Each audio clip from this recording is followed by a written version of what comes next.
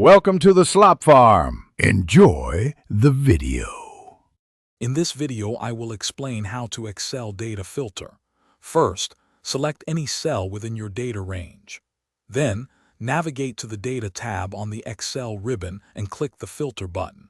You'll notice small drop-down arrows appear next to each column header. These arrows are your gateway to filtering your data efficiently. It's a simple click to get started. Once the filter arrows appear, click one on a column header. A menu will pop up showing all unique values in that column. You can uncheck the boxes next to the values you wish to hide. For example, if you have a list of products, you can easily deselect specific ones. Click OK to apply your selection and instantly see your filtered data. Beyond simple selections, Excel offers powerful advanced filters.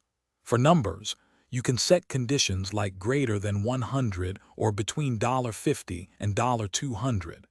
Text filters let you find cells containing specific words, like report or pending. Date filters are excellent for viewing data from a certain quarter or month. These options provide much more control over your data display. After you've analyzed your filtered data, you'll want to clear the filters. To remove a filter from just one column, click its drop-down arrow and choose Clear Filter from column name. If you want to remove all filters from your entire dataset, simply go to the Data tab and click the Clear button.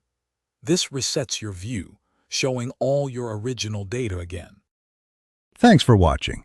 Consider subscribing if we helped you today.